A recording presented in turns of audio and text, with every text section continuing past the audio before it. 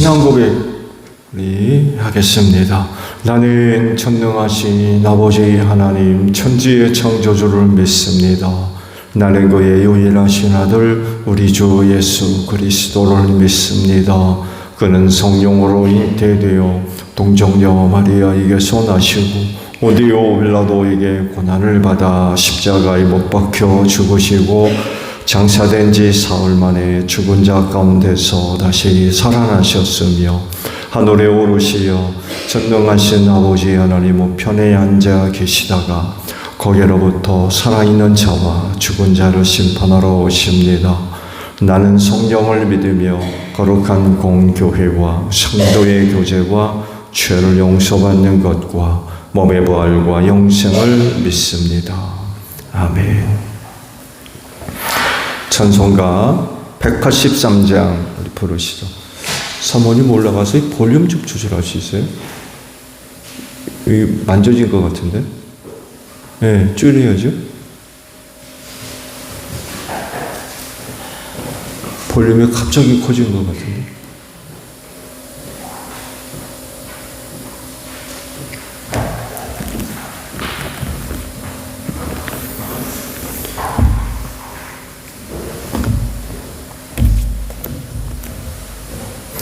찬송가 183장이에요.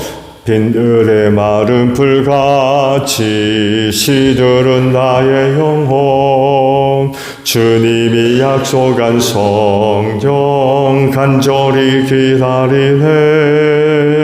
가물어 메마른 땅에 단비를 내리시듯 성령의 단비를 부어 새 생명 주옵소서.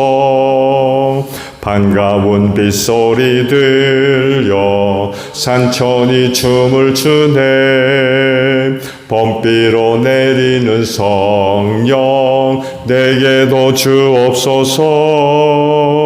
가물어 메마른 땅에 단비를 내리시듯 성령의 단비를 부어 새 생명 주옵소서. 절 따라 우러를 내려 초목이 무성하니 갈급한 내 심령 위에 성령을 부소서. 가물어 메마른 땅에 단비를 내리시듯 성령의 단비를 부어 새 생명 주옵소서.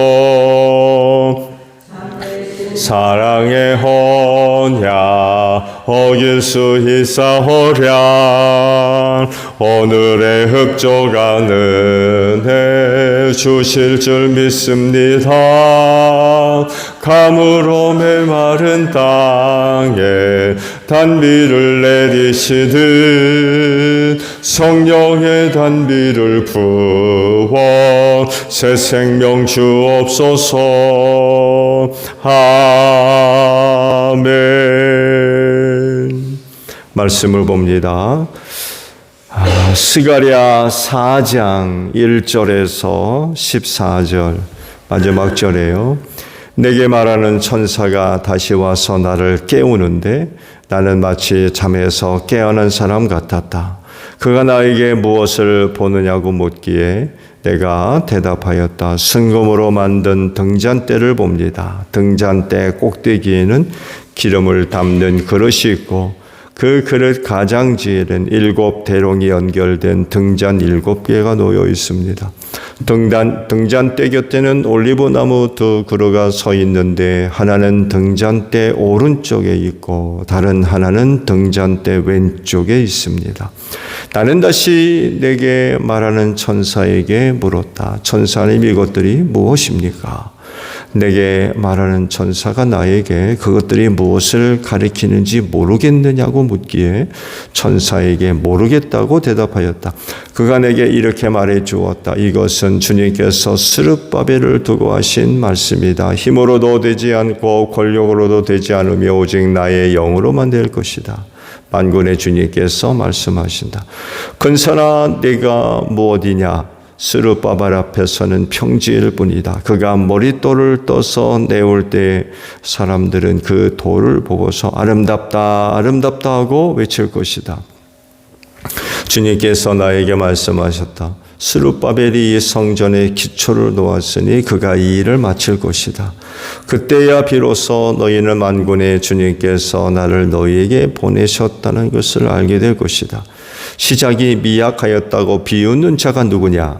스룹바벨이 돌로 된 측량추를 손에 잡으면 사람들은 그것을 보고 기뻐할 것이다. 이 일곱 눈은 온 세상을 살피는 나 주의 눈이다. 나는 그 천사에게 물었다. 등잔대 오른쪽과 왼쪽에 있는 올리브 나무 두 그루는 무엇을 뜻합니까? 나는 또 그에게 물었다. 기름 담긴 그릇에서 등잔으로 금빛 기름을 스며들게 하는 금대롱 두 개가 있고 그 옆에 올리브 나무 가지가 두 개 있는데 이 가지 두 개는 무엇을 뜻합니까? 그 천사가 나에게 그것들이 무엇을 가리키는지 모르겠느냐고 묻기에 나는 천사에게 모르겠다고 대답하였다. 그 천사는 올리브나무 두 그루와 가지 두 개는 온 세상을 다스리시는 주님을 섬기도록 주님께서 기름 부어 거룩히 구별하신 두 사람이라고 말해 주었다. 아멘. 오늘 아침에는요 6절에 있는 말씀을 함께 봅니다. 그가 내게 이렇게 말해 주었다. 그것은 주님께서 스룹바벨을 두고 하신 말씀이다. 힘으로도 되지 않고 권력으로도 되지 않으며 오직 나의 영으로만 될 것이다. 만군의 주님께서 말씀하신다. 라는 말씀입니다. 오늘 아침에 보신 말씀은 두 가지 환상의 내용을 기록한 그런 말씀들이죠. 하나는 순금 등잔대 환상이고 다른 하나는 두 올리브 나무에 관한 환상입니다. 당연히 이 두 환상은 상징적 의미가 있는 말씀들이죠. 즉 하나님의 뜻이 담겨 있는 그런 그 환상들입니다. 두 환상이 뭐냐고 묻죠. 그러니까 환상은 봤는데 뭘 의미하는지 몰랐던 거예요. 그래서 그 두 천사가 그 환상이 어떤 의미가 있는지 자세하게 설명을 해 주었습니다.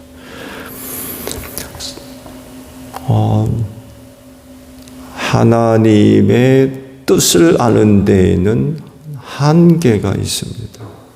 특히 하나님께서 하실 일에 대한 혹은 하나님의 뜻에 대한 환상이라고 하면 더더욱이 그래요. 오늘도 여러분들이 말씀을 봤습니다만 해도 환상 자체를 놓고 보면 이게 뭐지? 하나님께서 환상을 보여주셔서 봤는데 우리도 천사가 설명해 준 것을 보지 않았다 그러면 이게 뭔지를 몰라요. 분명 하나님의 뜻이 담겨 있는 환상인데 환상만 갖고는 이게 도대체 뭘 이야기하는지 알 도리가 없는 거죠. 그래서 이렇게 일하실 때에 하나님의 뜻을 깨닫고 아는 일은 한정되어 있어요. 그래서 그런 환상들에 대한 설명이 필요해요. 그게 뭔지.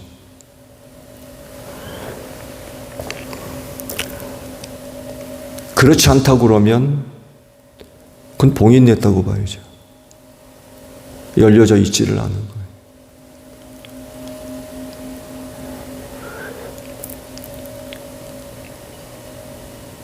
하나님은 사람들에게 당신의 뜻을 알려주실 땐 다양한 그런 그 방법과 수단과 내용 혹은 과정들이 있습니다.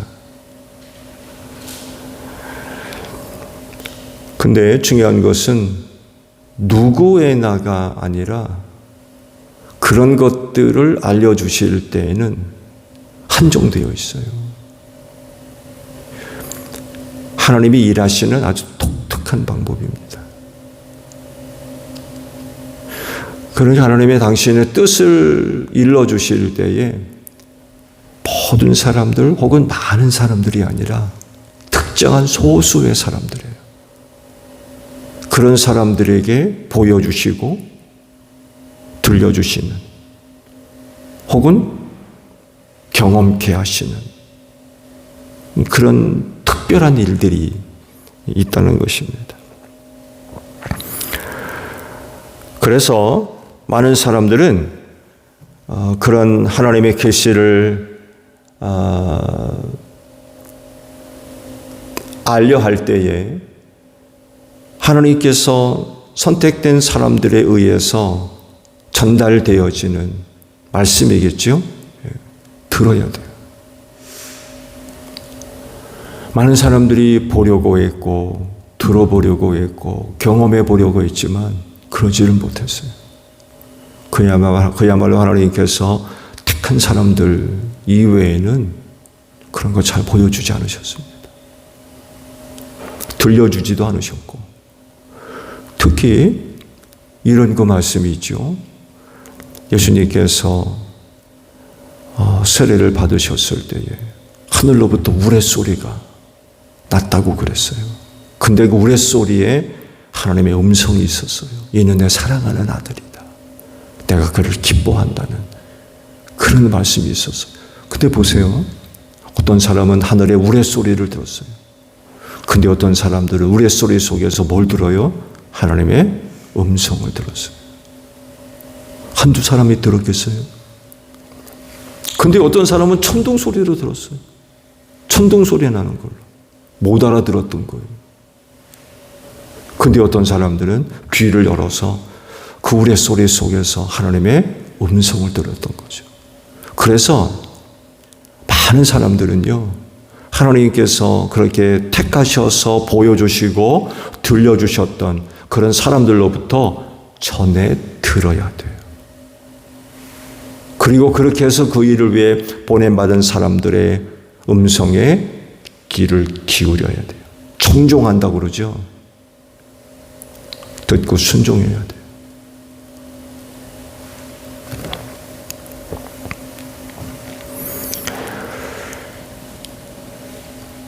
근데 안타깝게도 많은 사람들이 보여주었던 모습이 뭐예요? 청종하지 않습니다. 하나님께서 택한 사람들에게 보여주시고 들려주시고 깨닫게 하시고 거기서 끝납니까? 그렇지 않죠?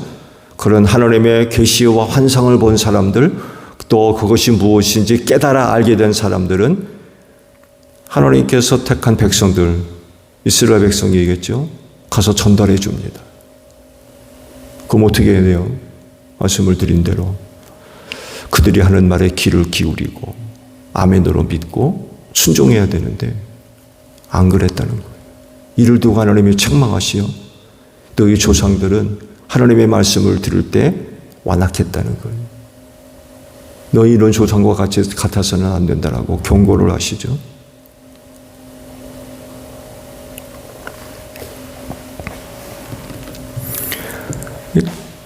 너희 조상들이 이랬는데 너희는 그래서는 안 된다라고 너희 경고를 하십니다. 예수님 시대에 와서는 포도원지기에 대한 비유로 말씀을 하시죠. 포도원을 농부들에 맡기고 멀리 떠나서 수확할 때가 돼서 종들을 보냈는데 그 포도원을 맡은 농부들이 주인이 보낸 사람들을 잡아다 때리고 심지어는 죽이고 그랬다는 거예요. 그 나중에는 아들을 보내면은 괜찮겠지 해서 아들까지 보냈는데 아예 상속자다. 저를 죽이고 이 포도원을 뺏자. 그리고는 아들을 죽였다는 거예요. 그 주인이 돌아와서 어떻게 하겠느냐. 당시 근처에 이 비유의 말씀을 듣고 설명을 들었던 바리새인들과 사두개인들이 자기들을 가리켜 하는 말인지 금방 알아차렸어요.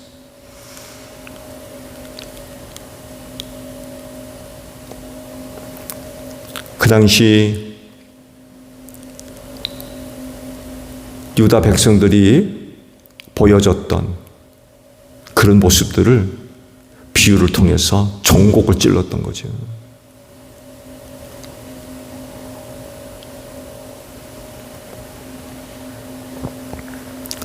오늘도 여전히 경고를 하고 계십니다. 너희가 그런 식으로 하나님을 섬겨서는 안 된다는 거죠.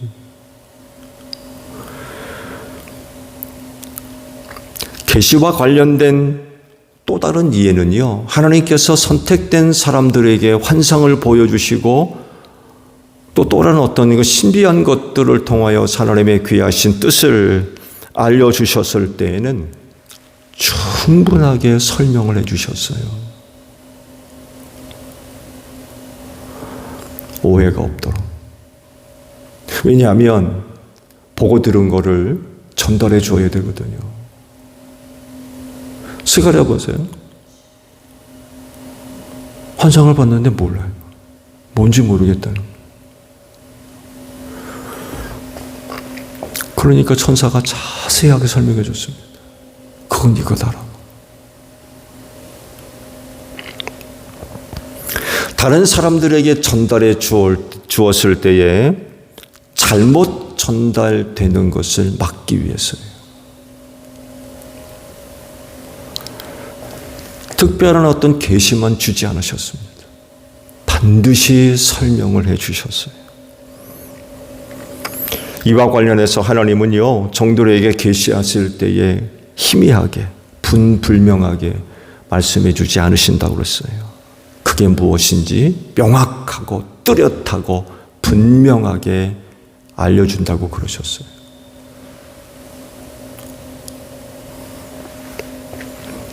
그래서 스가랴에게 보여주신 환상도 환상으로 끝나지 않고 그 환상이 뭘 의미하는지 자세하게 설명을 해 주셨어요. 이와 관련해서 예수님의 사역 가운데 특별한 그런 사역이 있죠. 비유가 아니면 말씀하지 않으셨대요.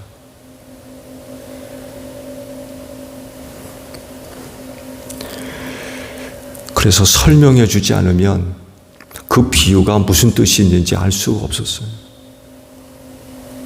특히 씨 뿌리는 자에 대한 비유를 듣고 제자들이 묻잖아요.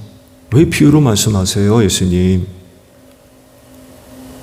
그러자 이사야 선지의 말씀을 인용을 하셨죠. 이사야의 예언이 그들에게 이루어진 것이다. 너희가 듣기는 들어도 깨닫지 못하고 보기는 보아도 알아보지 못할 것이다. 이 백성의 마음이 무디어지고 귀가 먹고 눈이 감기어 있다. 이는 그들로 하여금 눈으로 보지 못하게 하고 귀로 듣지 못하게 하고 마음으로 깨닫지 못하게 하고 돌아서지 못하게 하여 내가 그들을 고쳐주지 않으려는 것이다. 그러나 너희의 눈은 지금 보고 있으니 보고 있으며 너희의 귀는 지금 듣고 있으니 복되다. 그러므로 내가 진정으로 너희에게 말한다. 많은 예언자와 의인이 너희가 지금 보고 있는 것을 보고 싶어 하였으나 보지 못하였고 너희가 지금 듣고 있는 것을 듣고 싶어 하였으나 듣지 못하였다. 그러시고는 씨 뿌리는 자의 비유를 설명을 해 주셨어요. 그건 이것이다. 놀랍게도 세상을 구원할 소중한 비유의 말씀이었지만 모든 사람들이 알아듣는 게 아니었어요. 그야말로 택한 사람들 이외에는 듣지 못하게 하셨어요. 들어도 뭔지 모르게 하셨어요.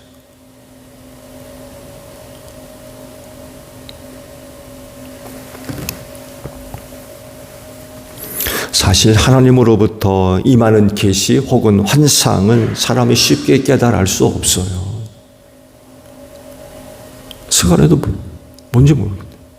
분명히 봤는데 모르겠다는 거예요.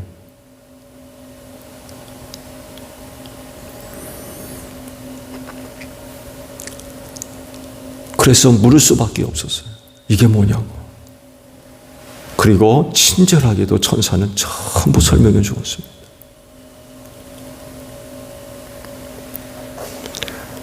그래서 당시 바벨론에서 돌아온 유대인들은요, 스가랴 선지가는 말을 들어야 되고요, 믿어야 되고요, 순종해야 됩니다.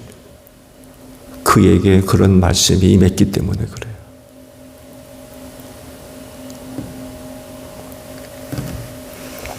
이런 사실들을 볼 때에 조심해야 될 게 있어요. 봉인되어 있는 말씀들, 설명되어 있지 않은 말씀, 대표적으로 뭐가 있어요? 계시록이 있습니다. 모든 게 다 봉인이 해제되지 않았어요. 봉인되어 있는 말씀들이 있어요. 그래서 요한계시록도 경고하잖아요. 마음대로 해석하면 안 된다.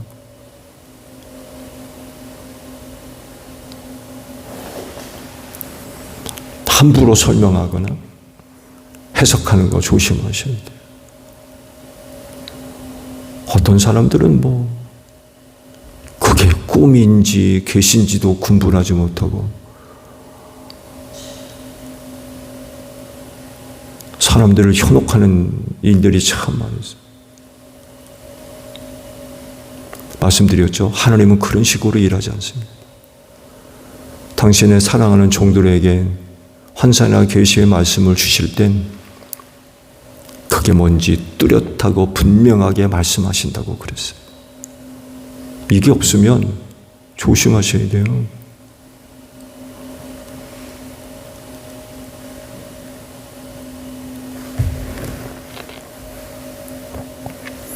스가랴에게 환상의 의미가 어떤 것인지 설명을 하시죠. 그 내용을 보게 되면 그 스룹바벨을 통해서 성전이 완공될 것을 의미하는 환상이라고 설명을 하고 있죠. 천사가 이런 내용으로 설명하는 것을 보게 되면 스가랴에게 보여주신 환상은 성전 안에서 사용되는 성물로 볼 수 있을 것 같아요. 그러니까 스가랴 선지가 보았던 금 등잔대, 이건 아무 데서나 볼 수 있는 물건이 아니었던 거죠. 근데요, 사실은 성막이나 성전에서 사용됐던 금 등잔대와는 모양이 조금 달라요. 그렇지만 그런 환상을 통해 봤다면 이거는 당시 유대인으로서 이건 성전에서 사용될 수 있는 성물이로구나, 이렇게 인식될 가능성이 높았던 거죠. 그리고 사실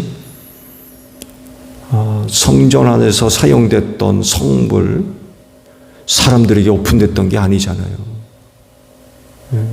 특정한 사람들 이외에는 드나들 수도 없고 만질 수도 없는 그런 것들이어서, 물론 그것이 처음 만들어졌을 때는 사람들이 볼 수 있었죠. 봉헌될 때까지. 근데 그 이후로는 닫혀 있었기 때문에 쉽게 누구나 볼 수 있는 그런 것들이 아니었죠. 그래서 스가랴도 아마 그렇게 인식될 가능성이 컸던 것 같아요.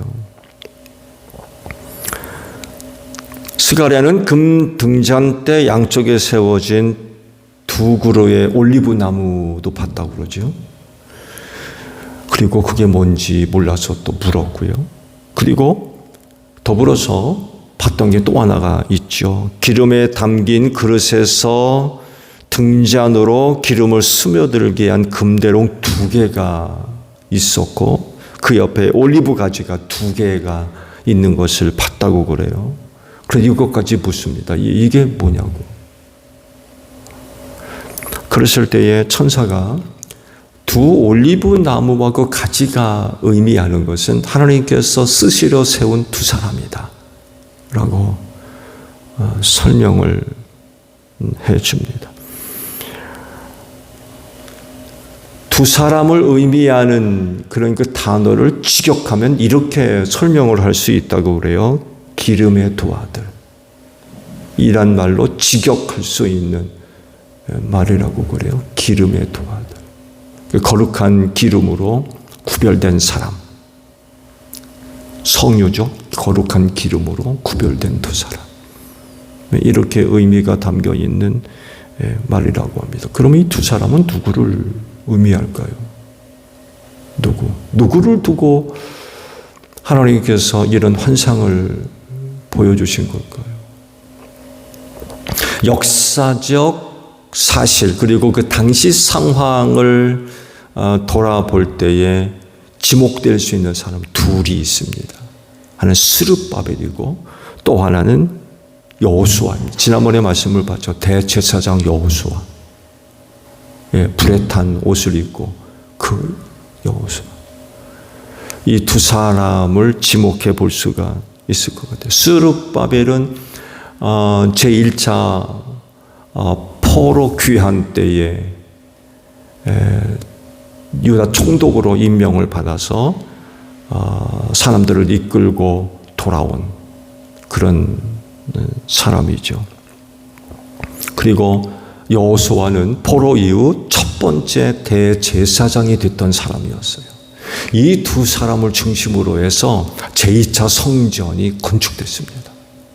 두 사람의 중심으로 해서. 근데 지난번에 말씀을 드린 대로 중간중간에 여러 가지 많은 어려운 일들이 있었어요. 그래가지고 계속해서 진행되지 못하다가 한 16년 동안 성전 건축 공사가 중단됐죠. 근데 그 사이에 이제 스가랴가 예언자로 부름을 받아가지고 사역을 하게 됐고, 그렇기 때문에 당연히 그의 그 메시지 속에는 성전 완공에 대한 그런 그 메시지가 담겨져 있을 수밖에 없었어요. 그 시대를 사는 백성들을 격려해서 성전 완공할 수 있도록 위로해주고 격려해주는 그런 메시지들이 다분하게 포함이 되어져 있었습니다. 환상에 대해서 궁금해하던 스가랴에게 천사는 아주 귀한 말씀을 주셨어요. 그것이 이제 오늘 주신 말씀입니다. 힘으로도 되지 않고 권력으로도 되지 않고 오직 나의 영으로만 될 것이다 라는 말씀을 스가랴에게 들려줍니다. 표면적으로 보게 되면 성전 건축은 누군가에 의해서 아니면 그 성전 건축을 위해서 그냥 됐겠습니까? 많은 돈도 필요하겠죠. 이런 것들에 의해서 완공되는 것처럼 보이지만 하나님은 그게 아니라는 거예요. 그런 것들로 인하여서 이루어지는 것들이 아니라는 거죠. 오직 하나님의 영으로서 되어지는 일이다라고 말씀을 하십니다. 왜냐하면 하나님의 영이 역사하심으로 말미암아 여러 사람의 마음을 움직여 주시는 거죠. 감동시켜 주시는 거예요. 필요하면 능력을 더해 주시고, 그래서 그런 일들이 이루어지는 것이지 사람의 힘, 재주, 어떤 능력, 돈 그런 게 아니라는 거예요. 하나님이 하시는 일은 이런 방식으로 일을 하시지 결코 그 사람이 갖고 있는 어떤 능력, 세상적인 권세 그런 게 아니라는 거예요. 그래서 주의 일을 할 때 사람 찾고 사람 의지하고 그럴 것이 아니라 누구를 의지해야 돼요? 하나님의 영이신 성령님을 의지해야 돼요. 하나님은 분명히 나의 영으로 된다고 그랬어요. 사람이 갖고 있는 능력, 세상적인 어떤 권세 이런 것으로 된다면 사람 찾아야죠. 사람. 근데 그게 아니라 나의 영으로 된다고 그랬어요. 그러면 주의 일을 하는 사람들은 누구를 찾아야 돼요? 사람 찾아야 됩니까? 하나님의 영을 찾아야 되겠습니까? 당연히 하나님의 영을 찾아야 되죠. 하나님의 일은 나의 영으로 된다고 했기 때문에. 그래서 주의 뜻을 이루어야 할 사람들, 주의 뜻을 맡은 사람들, 그 뜻을 실현해야 할 사람들이라고 한다면 철저하게 성령님 의지해야 됩니다. 성령님과 함께 해야 돼요. 세상적인 방법으로, 인간적인 방법, 그런 것 쫓아다니고 찾아다니면 안 돼요. 그렇진데 필요하면 오늘 아침에도 성령님의 은혜를 구하는 여러분들이 되시기를 바랍니다. 오직 하나님의 영으로 된다라고 그러셨어요. 성령의 도우심이 여러분의 삶의 자리에 또 사역의 자리에 함께하는 줄로 믿습니다. 주기도문 합니다. 하늘에 계신 우리 아버지, 아버지의 이름을 거룩하게 하시며 아버지의 나라가 오게 하시며 아버지의 뜻이 하늘에서와 같이 땅에서도 이루어지게 하소서. 오늘 우리에게 일용할 양식을 주시고 우리가 우리에게 잘못한 사람을 용서하여 준 것 같이 우리 죄를 용서하여 주시고 우리를 시험에 빠지지 않게 하시고 악에서 구하소서. 나라와 권능과 영광이 영원히 아버지의 것입니다. 아멘. 기도하겠습니다.